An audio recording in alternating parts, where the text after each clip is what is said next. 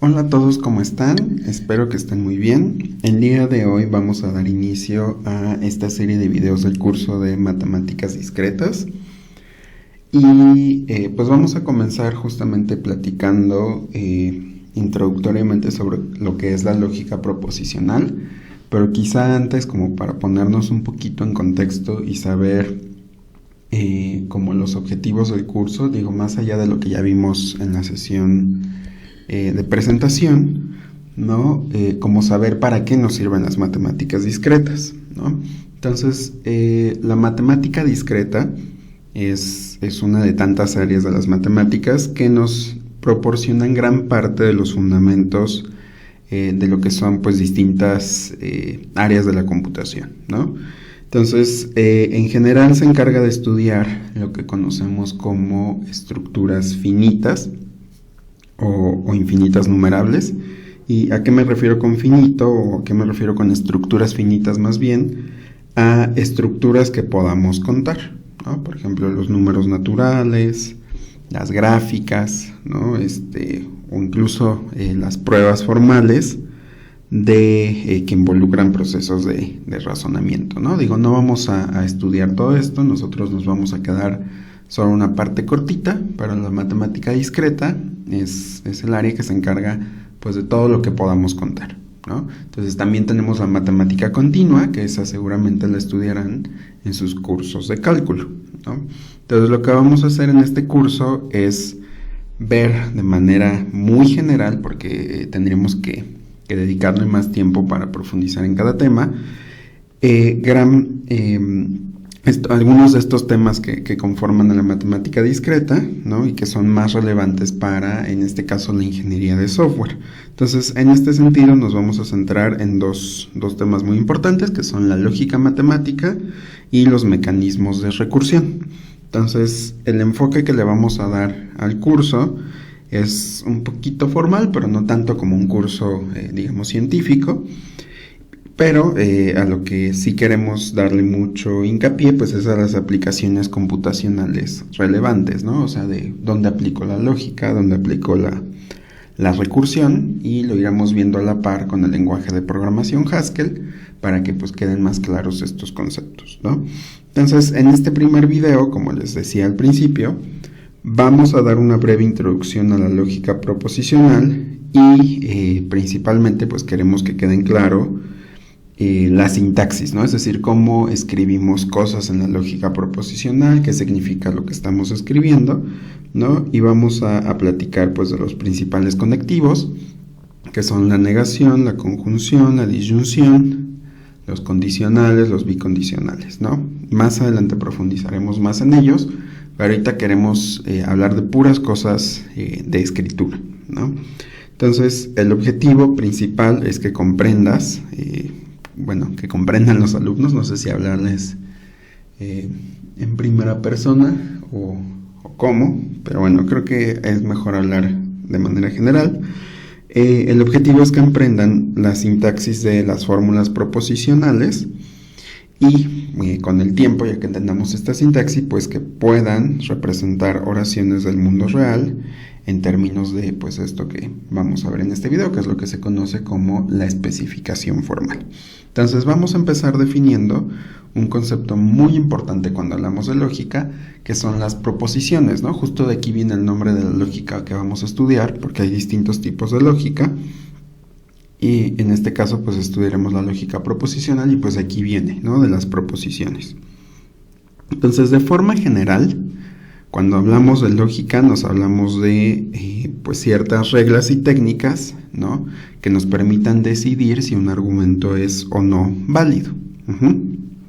Entonces, el razonamiento lógico se emplea o nació principalmente en matemáticas para demostrar teoremas, por ejemplo. Sin embargo, en computación también lo podemos utilizar para definir, por ejemplo, la lógica de un programa, como verán en sus cursos de IP también, cuando vean pues esta parte de las estructuras if, de definir condiciones, de usar el AND y el OR, ¿no? Todo esto lo irán viendo también ahí.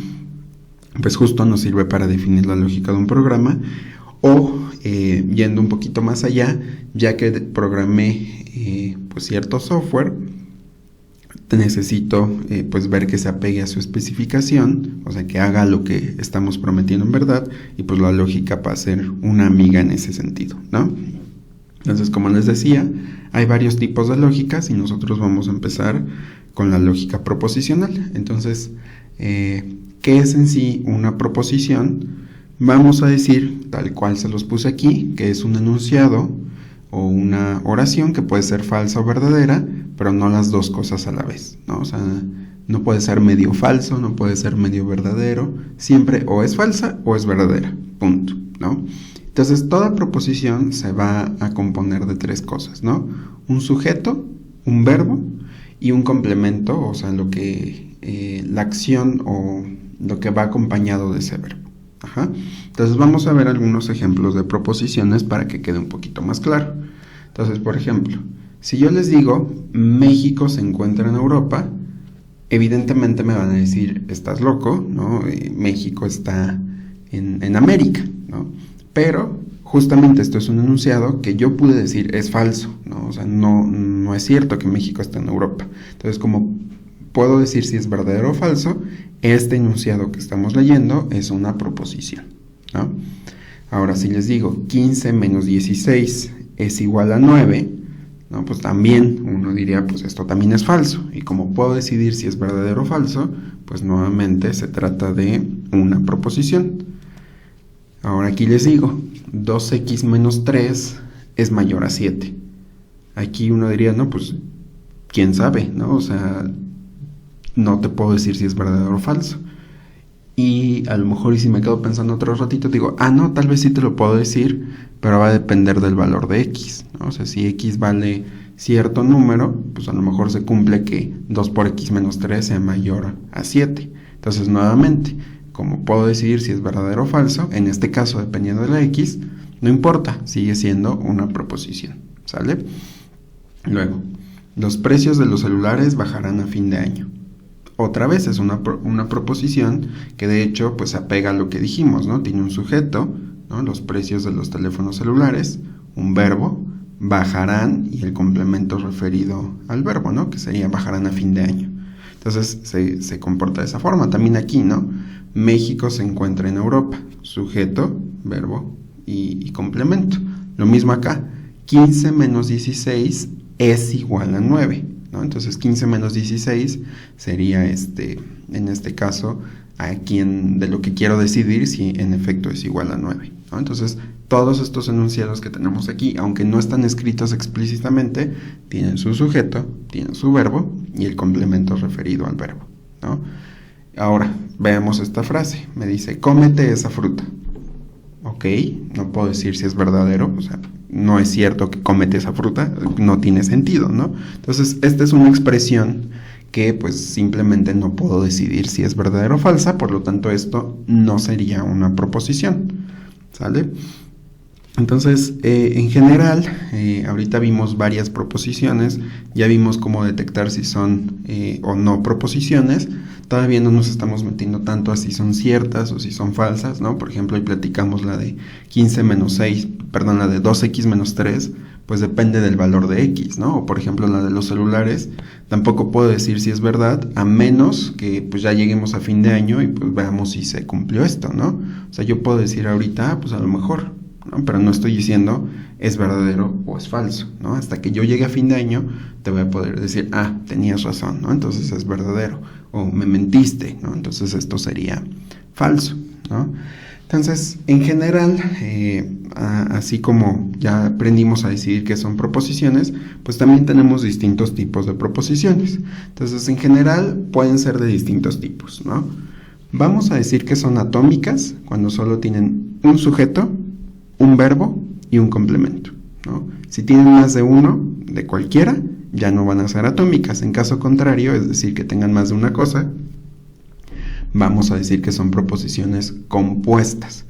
En general, nosotros vamos a estar estudiando ambos tipos de proposiciones, entonces es importante que desde ahorita ya vayan como teniendo esta noción, ¿no? Vamos a decir también que son cerradas si tienen determinado el sujeto, ¿no? O sea que yo explícitamente estoy diciendo quién es el sujeto. Si no lo estoy diciendo así, vamos a decir que son proposiciones abiertas. Siguen siendo proposiciones, pero van a ser abiertas. También tenemos proposiciones afirmativas o negativas. Aquí es importante no confundirnos con si son verdaderas o falsas. Con afirmativas me estoy refiriendo a que cuando yo me estoy expresando, estoy dando a entender que estoy afirmando algo, ¿no? Y cuando hablo de negativas es que estoy negando algo, pero no estoy diciendo si es verdadero o falso, ¿no? Entonces las verdaderas o falsas van a ser justamente cuando pues se apeguen o no a la realidad, ¿no? Por ejemplo, cuando dije, o bueno, cambiando un poquito, si digo 10 más 2 igual a 12, ahí yo estoy afirmando, ¿no? 10 más 2 es igual a 12. No estoy negando, ¿no? Y esa oración es verdadera. Pero si, por ejemplo, les digo 8 más 2 es igual a 15, el enunciado sigue siendo afirmativo, pero es una proposición falsa, ¿no? Porque debería ser igual a 10, ¿sale? Entonces vamos a ver otros ejemplos un poquito más elaborados y vamos a ver qué tipo de proposiciones son. Entonces aquí yo estoy diciendo, Ana come pizza y bebe refresco. Entonces esta es una proposición compuesta justamente porque tengo dos verbos, ¿no? Dijimos que si había más de una cosa, ya sería compuesta, ¿no? Entonces aquí Ana come pizza sería una proposición atómica y añadiéndole y bebe refresco, pues ya hace que se vuelva una proposición compuesta, ¿no? Al mismo tiempo es una proposición cerrada porque estamos diciendo exactamente de quién hablamos, el sujeto está ahí, que es Ana, y también es una proposición afirmativa, yo estoy afirmando que Ana come pizza y bebe refresco, ¿sale? Vamos con otro, ella no nada muy rápido. Entonces aquí, si se dan cuenta, pues nada más tenemos un sujeto, un verbo y el complemento del verbo. Entonces en este caso estamos hablando de una proposición atómica, ¿no? Estamos teniendo también una proposición abierta porque no tengo explícitamente el sujeto, estoy diciendo ella, pero pues ella quién, ella María, ella Jimena, no sé, ¿no? O sea, no tenemos el nombre o el sujeto explícitamente, entonces es abierta. Y aquí si se dan cuenta no estoy afirmando, estoy negando algo, estoy diciendo ella no nada muy rápido, por lo tanto es una proposición negativa.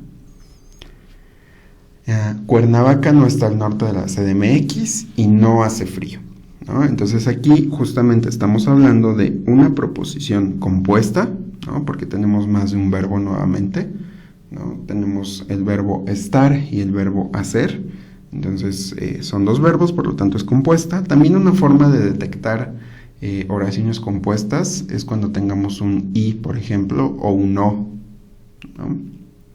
Y también es una proposición cerrada, tenemos aquí al sujeto perfectamente definido, que en este caso es Cuernavaca. Es negativa porque estamos hablando de que algo no está al norte de la Ciudad de México y no hace frío, ¿no? Entonces estamos negando. Y en este caso también es verdadera, ¿no? En Cuernavaca pues no está al norte de la Ciudad de México y tampoco hace frío, ¿no? Hace un buen de calor. Entonces podemos ver que es falsa, que es verdadera, ¿sale? Luego, 7 más 3 es igual a 10, ¿no? Es una proposición atómica, porque solo tengo un sujeto, que es 7 más 3, ¿no? El verbo es igual, ¿no? Y el verbo ser más bien, ¿no? Y el complemento, entonces solo tenemos uno de cada uno, por lo tanto es atómica. Decimos que es cerrada, porque mi sujeto es 7 más 3, perfectamente definido. Es afirmativa porque estoy afirmando que 7 más 3 es igual a 10 y al mismo tiempo es verdadera porque pues en efecto si yo a 7 le sumo 3 pues eso me da 10, ¿no? Luego, x a la cuarta es distinto de x menos 2. Es una proposición atómica por el mismo argumento que el ejemplo anterior. Es abierta porque estoy hablando de un sujeto en particular, que en este caso es x a la 4, y en este caso es negativa, ¿no? Porque estoy diciendo que es distinto o que no es igual a un valor, ¿no? O sea, no estoy afirmando nada, sino que lo estoy negando, ¿no? Ok.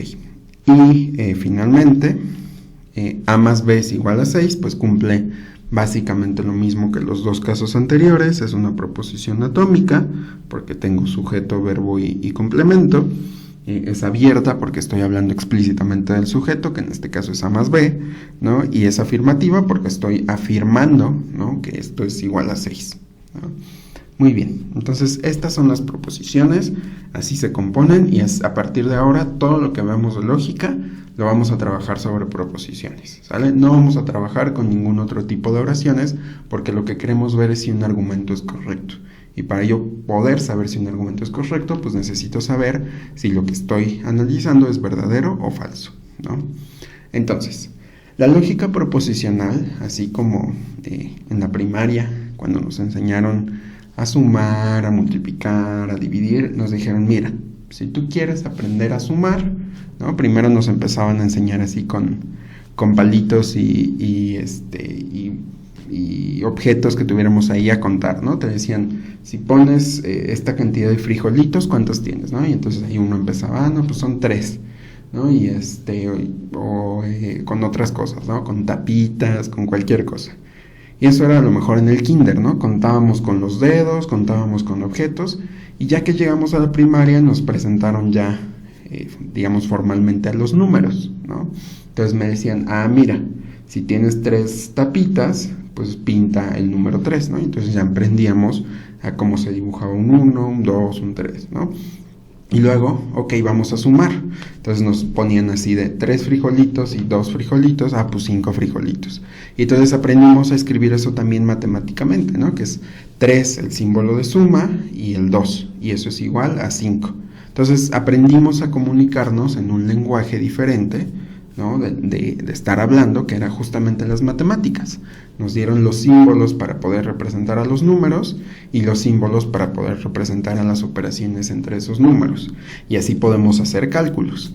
Entonces, para yo poder decidir si un argumento es correcto, necesito la lógica. Y la lógica, así como la aritmética, pues también tiene sus símbolos. Entonces, lo primero que vamos a hacer es definir los símbolos con los cuales vamos a representar a las proposiciones. Porque estar representando esto pues en español puede traer muchas confusiones, ¿no? El lenguaje que nosotros utilizamos comúnmente es conocido como lenguaje natural, pero se presta mucho a la subjetividad, ¿no? Así, o sea, que la visión de algo sea diferente entre persona y persona cuando nos estamos comunicando, ¿no?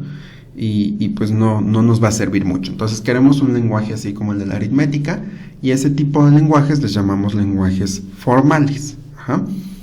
Entonces, para definir un lenguaje formal necesitamos definir el conjunto de símbolos que vamos a utilizar, que es lo que le llamamos alfabeto, ahorita lo definimos bien, y después pues algún lenguaje que yo pueda formar con ese alfabeto, ¿sale? Entonces vamos haciendo la analogía con los números y las sumas y multiplicaciones. Entonces primero nos enseñaron a pintar los números, ¿no? Entonces aquí en la lógica proposicional vamos a ver cuáles van a ser nuestros símbolos, ¿no? Entonces nuestros símbolos van a ser primero que nada las constantes lógicas. Entonces nosotros estábamos hablando de falso y de verdadero. Entonces para representar falso vamos a utilizar este símbolo que le llamamos bottom. Vamos a utilizar este otro símbolo para verdadero que le llamamos top. O otra notación que pueden encontrar en otros libros es que al falso lo representen con 0 y al verdadero con 1, o también directamente que pongamos F y T, ¿no? O a lo mejor B y F de verdadero y falso, ¿no? Pero sin importar qué símbolo utilicemos, ¿no? Todos están representando lo mismo. En el curso que vamos a tomar ahorita, yo voy a utilizar esta notación, ¿no? Pero es lo mismo, ¿sale? Va a depender de quién esté definiendo la lógica, ¿no? Luego, necesitamos también variables proposicionales, así como en matemáticas tienen variables como la X, la Y y todo eso, aquí también las vamos a tener, que las constantes lógicas van a ser como el equivalente a nuestros números en la aritmética, ¿no? Y las variables proposicionales van a ser equivalentes a las mismas variables que usan, ¿no? Por ejemplo, X, Y, Z les decía ahorita, pero aquí en lógica se prefiere usar P, Q, R, S, ¿sale? Entonces, lo voy a repasar mucho para que quede claro. Constantes lógicas son como equivalentes a los números y las variables pues son igualitas, ¿no? Y luego vamos a tener conectivos lógicos. En este caso los conectivos van a ser nuestras operaciones, así como en la aritmética tenemos la suma, la multiplicación, la división. Aquí tenemos estos, ¿no? Ahorita les vamos a dar un nombre, pero bueno, se los doy una vez.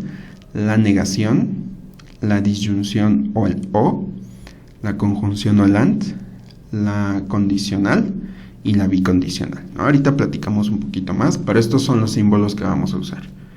Vamos a necesitar también paréntesis, así como en matemáticas agrupamos operaciones con paréntesis. Y listo, ¿no? Entonces estos son todos los símbolos que yo necesito para trabajar en lógica proposicional, ¿sale?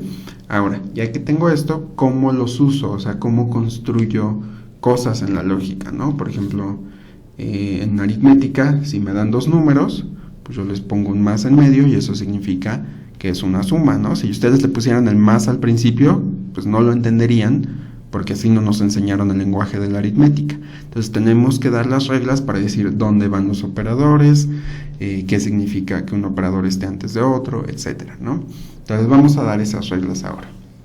Entonces a este lenguaje le vamos a llamar el lenguaje de la lógica proposicional, o para abreviar le vamos a decir LPROP, ¿no? Es lo mismo.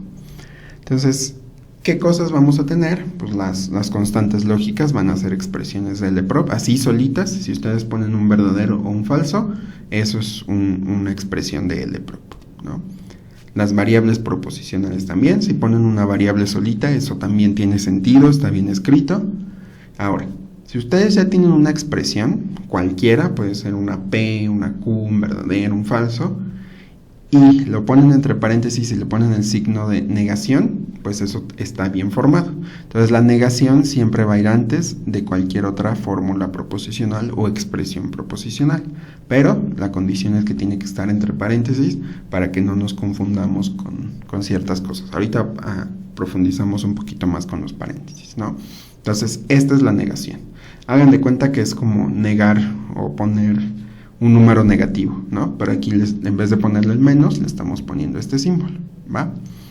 Luego, así como tenemos, ya lo dije varias veces, la suma, multiplicación, división, resta, pues aquí tenemos también estos operadores. Tenemos que tener un valor a la izquierda y un valor a la derecha y en medio el operador, ¿no? Entonces no se vale poner el operador al principio, al final, o que sea de 2 y luego operador y luego 4, no, siempre tiene que haber un lado izquierdo y un lado derecho, ¿sale? Entonces esta va a ser una fórmula que puede ser pues incluso otra operación, una negación, una constante, una variable, ¿no? Por eso estamos diciendo que phi y psi son expresiones de LPROP. Entonces si phi es una expresión y psi es una expresión, pues poner esas dos expresiones juntas con este símbolo me marcan una disyunción, ¿no? Y con este símbolo me marcan una conjunción, con este símbolo me marcan un condicional y con este símbolo me marcan un bicondicional, ¿sale? Entonces, digamos, esto es formalmente, así se define, ¿no? Pero pues ya hay que ver ejemplos un poquito más concretos, ¿no? Entonces vamos a ver ejemplos. Bueno, y estas son todas. Cualquier otra cosa que no sea alguna de estas cuatro cosas no se considera parte del lenguaje de la lógica proposicional, ¿sale? Ok, entonces vamos a ver este primer ejemplo, que es no P. Entonces, si ustedes lo ven, ¿no? Y revisan estas definiciones, vemos, ¿es una constante lógica? No, porque habíamos dicho que la constante lógica es la T, bueno, la T para true, como si fuera una T, y la T volteada es para false, ¿no? Entonces, pues no, esto no tiene para nada uno de esos símbolos, ¿no? Entonces no, es una variable proposicional. Pues podría ser esta P solita, pero por sí sola pues no es solo una variable, tiene otras cosas, entonces podría ser que no.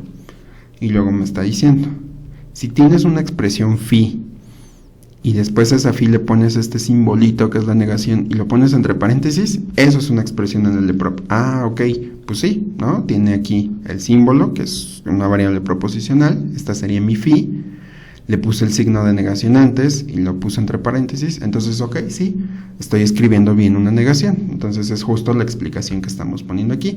Por la regla 2, que es la que acabamos de ver ahorita, pues P es una variable proposicional. Y entonces como esto es una fórmula, por la regla 3, y dado que P es una variable proposicional, pues entonces la negación también es una variable proposicional, ¿no? Entonces estamos cumpliendo con las reglas y entonces esto está bien escrito, ¿no? Ahora vamos a ver este que es Q y R. Vamos a ver, pues así viéndolo, pues no, ¿es una constante? No. ¿Es una variable? Pues no, tampoco.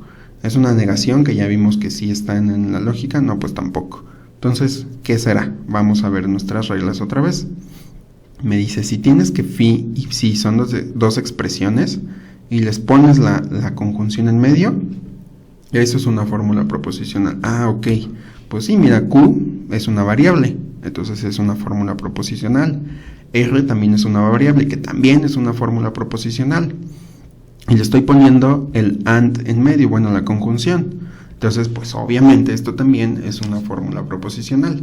Entonces, por la regla 2, que era la de las variables proposicionales, yo puedo garantizar que Q y R pues son fórmulas correctas. Y como ambas fueron fórmulas correctas, pues ponerles el símbolo de la conjunción en medio, pues también hace que esto sea una fórmula correcta, ¿va? Muy bien. Vamos a ver este otro que está un poquito más complejo, que a lo mejor y no tanto, ¿no? Porque ya habíamos hecho, por ejemplo, la negación de P, ¿no? Entonces, eso ya habíamos visto que era una fórmula proposicional. También habíamos visto que Q y Q conjunción R era una proposición. Ok, y si esas dos son proposiciones, pues eso significa que nuevamente estoy en mi regla 4, pero con el símbolo condicional, ¿no? Me está diciendo, si phi es una fórmula y psi es una fórmula, entonces ponerle la condicional en medio también va a ser una fórmula, ¿no? Que es justamente lo que estamos haciendo aquí, ¿no? Entonces, como vimos anteriormente, P, Q y R son fórmulas, no P es una fórmula, Q y R es una fórmula, entonces por la regla 4C, ¿no? Y dado que no P y Q y R son fórmulas, pues entonces la fórmula completa también es una fórmula, ¿sale? Vamos a hacer este último, que está un poquito más complejo. Entonces vemos que tenemos pues esto otra vez, ¿no? Entonces veo P, Q y R, ya habíamos visto que son fórmulas proposicionales, entonces le creo, aquí tenemos una P otra vez, aquí tenemos la negación de una fórmula, por lo tanto es una fórmula proposicional, y aquí vemos una conjunción, ¿no? Y pues como el lado izquierdo también es una conjunción, que es una fórmula, y el lado derecho es una variable, pues también es una fórmula. Entonces, dado que esto y esto es una fórmula, perdón, lo seleccioné mal, y esto es una fórmula, pues ponerle una condicional en medio, pues también es una fórmula. Entonces, si se dan cuenta, simplemente hay que ver que lo que estemos escribiendo tenga sentido, ¿no? Entonces ahí después les dejaré algún ejercicio donde denme una que no esté bien escrita y ya, ¿no? Entonces tienen que aprender cómo se escriben las fórmulas, que es poniendo pues signos en medio, poniendo los paréntesis, las fórmulas, etcétera, ¿no? Aquí no hicimos ejemplos con las constantes, pero por ejemplo aquí en vez de R podría poner el símbolo de falso, un 0 por ejemplo, ¿no? Entonces así se escriben las expresiones. Entonces en todos estos casos, ¿no? Al final aplicamos una regla, que en este caso por ejemplo fue la de la negación. Entonces yo puedo decir que la operación principal de esta fórmula es una negación. Aquí acabe con esto, ¿no? Entonces puedo decir que la operación principal de esta expresión es la conjunción. Y aquí puedo decir, acabe con una condicional, entonces puedo decir que la operación principal es el condicional. Aquí también acabe con un condicional, entonces puedo decir que la operación principal es el condicional, ¿sale? Entonces, esta manera de pues ir viendo lo que es el operador principal nos va a ayudar mucho para podernos deshacer de paréntesis, ¿no? Entonces, a lo mejor, y todavía no estamos listos para quitar paréntesis, vamos a ver otra forma de detectar o de analizar cuál es el operador principal. Entonces, otra forma, ahorita como que fuimos viendo a qué se parecía de nuestra definición para ver si estaba bien escrita la fórmula, pero podemos utilizar también lo que se conoce como árbol de sintaxis abstracta, ¿no? Entonces, estos árboles, que no son los árboles que estamos acostumbrados a nuestro día a día, pues se basan, o la gente hace muchos ayeres se los inventó, pues sí, a partir de los árboles que vemos en la naturaleza. Entonces, los árboles que vemos en la calle por nuestras ventanas, pues sabemos que tienen una raíz, sabemos que tienen hojas, sabemos que tienen ramas, ¿no? Entonces, como que todo eso se robó de algún lugar y aprendimos a utilizarlo muy bien en computación. Entonces, ¿cómo se representa un árbol, no? Un árbol se va a formar por lo que conocemos como nodo y arista, ¿no? Entonces, un nodo, en pocas palabras, un nodo es una bolita y una arista es un palito, ¿no? Entonces, cuando hay un chiste muy común en estos cursos donde ven árboles, que les dicen que es una clase de bolitas y palitos, ¿no? Entonces justo eso vamos a hacer, ¿no? Entonces se forman por nodos y aristas. Entonces el nodo principal, es decir, el nodo que está hasta arriba, hasta arriba, hasta arriba, le vamos a llamar raíz. Esto es como diferente a los árboles de la realidad, donde la raíz está hasta abajo. Para nosotros le vamos a poner la raíz hasta arriba, ¿no? Entonces la raíz como tal va a representar a los conectivos. Ahorita que lo dibujemos va a quedar un poquito más claro. Entonces esa raíz que ya tenemos ahí, así como los árboles de la naturaleza, va a sacar ramas hacia abajo. Ajá. Esas ramas van a tener otras bolitas que les vamos a llamar los hijos del nodo raíz. Y a su vez esas bolitas que generamos abajo, pues van a tener otros hijos. Entonces esos también son raíces de otros árboles, que a su vez son raíces de otros, que a su vez son... y así sucesivamente, ¿no? Entonces, un árbol, en pocas palabras, está formado de otros árboles. Ajá. Entonces, en este caso, vamos a hablar de árboles binarios. Es decir, solo van a tener máximo 2 hijos, ¿no? Es lo que estamos diciendo aquí, ¿no? Y cuando lleguemos hasta el final del árbol, o sea, cuando ya nos cansemos de construir el árbol, a lo que queda hasta abajo, que justamente es lo que tenemos en la punta de las ramas, pues van a ser las hojas. Entonces las hojas no tienen hijos, y en este caso van a representar a mis constantes lógicas y a mis variables proposicionales, ¿ok? Entonces quizá esto se entienda mejor gráficamente. Vamos a hacer algunos ejemplos de árboles. Entonces, este es un árbol, así. A lo mejor ustedes esperaban un dibujito con un árbol real, pero no, así se ven los árboles. Entonces, el nodo raíz es este. Aquí no le puse la bolita, ¿no? Pero pues imagínense que la tiene. Entonces, esta es la raíz que tiene el símbolo de negación. Y de ahí sale una rama que es una arista y solo tiene una hoja, porque pues nada más salió esa hoja, ¿no? O sea, como que no tiene nada. Entonces es la negación de una fórmula, que en este caso es la variable p. A lo mejor este así chiquito, pues todavía no tiene mucho sentido que lo estemos representando, porque pues es solo una cosa, ¿no? Pero vamos a hacer los otros que van un poquito más grandes, ¿no?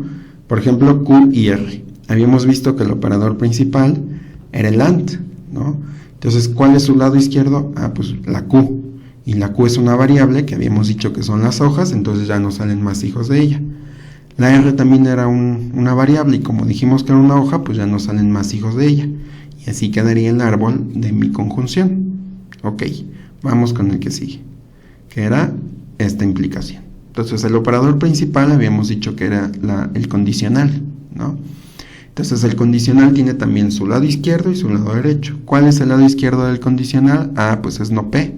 Entonces no P, ya lo habíamos construido al principio, pues es este árbol, ¿no? Que solo tiene un hijo, que en este caso es la variable o la fórmula a la cual le estoy aplicando la negación, ¿no? Ok, muy bien.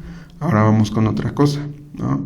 ¿Cuál es el lado derecho de la condición? Ah, pues es un AND, que es este que tenemos acá, la conjunción, ¿no?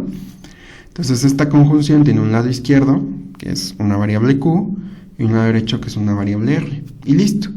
¿Qué hubiera pasado si aquí tuviéramos otra fórmula con un OR, con una disyunción o una condición? Pues tendría que construir toda la fórmula. Vamos a hacer el otro, que era un poquito más complejo, que era este. Entonces habíamos visto que el operador principal era la condición. Ok, condición. ¿Cuál es el lado izquierdo de la condición? Ah, no, pues esto. ¿Y esto qué es? Ah, pues es una conjunción. Ok, conjunción. ¿Cuál es el lado izquierdo de esa conjunción? Ah, pues es otra conjunción que tiene a P y Q. Y como son variables, pues ya ahí dejó de crecer el árbol. Ok, ese era el lado izquierdo. ¿Cuál es el lado derecho? Ah, pues mira, es R. Entonces R lo pongo como variable y ese es mi lado derecho. Muy bien. Ahora vamos a... ya acabé con el lado izquierdo de la condición. ¿Cuál es el lado derecho? Ah, pues mira, es la negación de P. Muy fácil, nada más pones negación. P, y como P ya no tiene hijos, listo. Entonces, esto es un árbol, ¿no? Si lo voltean, pues justamente la raíz queda hasta abajo y van creciendo sus ramas hasta llegar a las hojas, ¿no? Que serían como los árboles a los cuales ya estamos acostumbrados.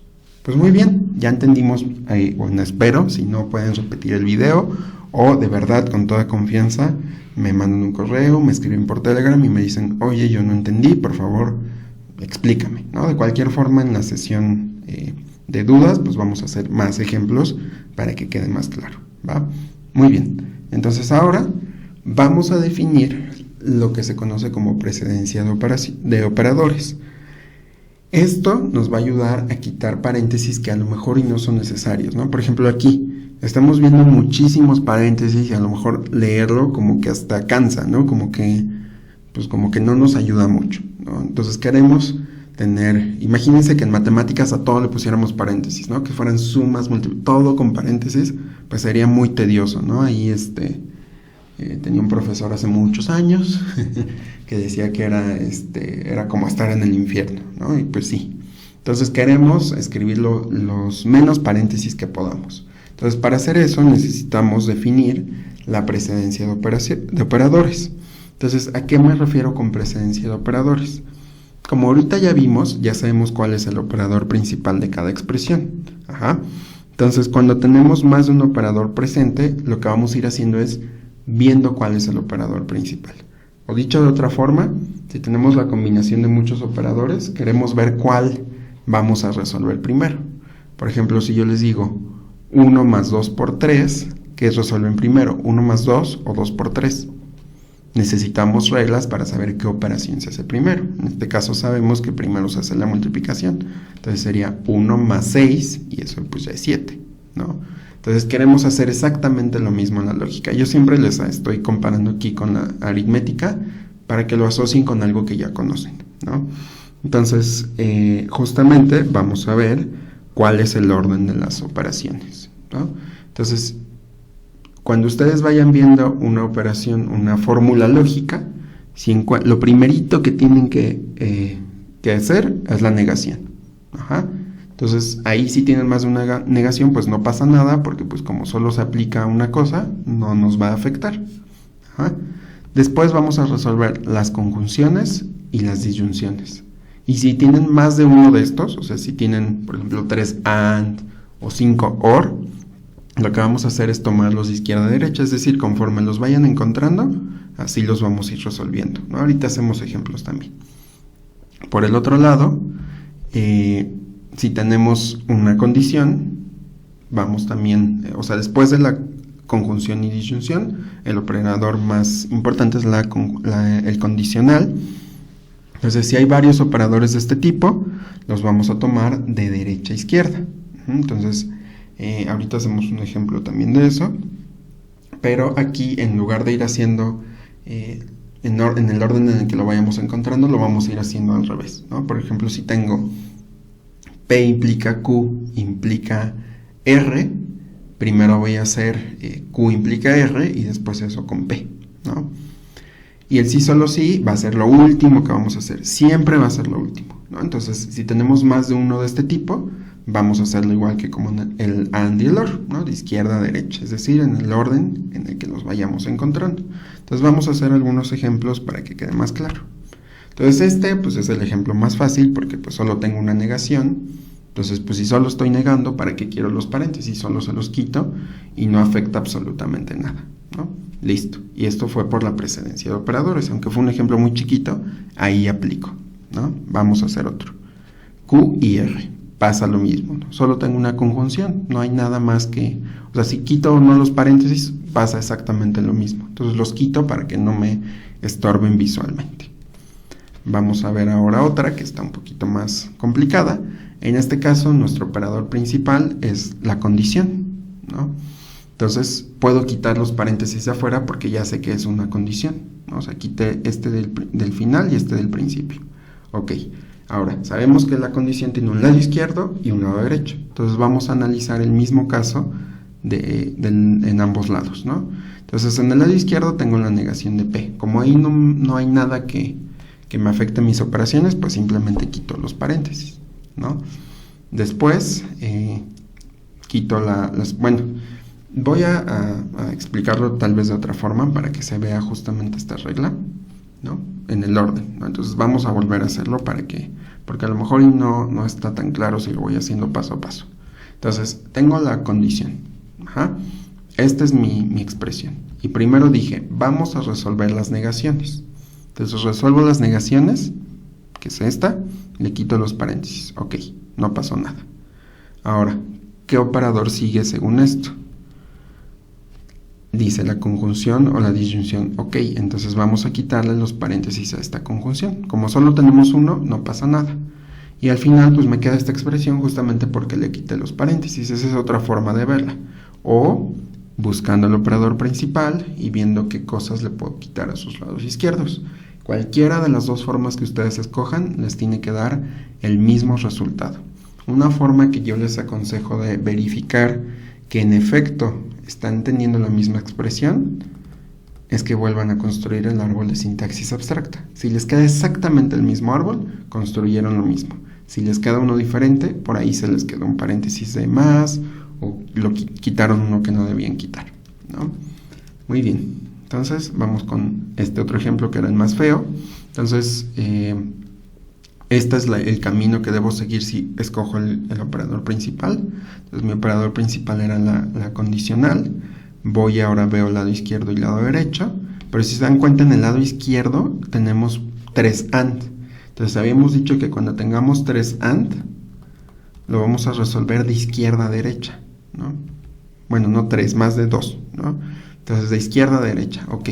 Entonces no puedo quitar los paréntesis porque si no, pues no sabría si fue P y Q o después fue Q y R. Entonces se los voy a dejar al que estaba a la izquierda para que no pierda sentido mi expresión. Y el lado derecho pues solo tenía una negación, entonces no pasa absolutamente nada porque esa es una expresión.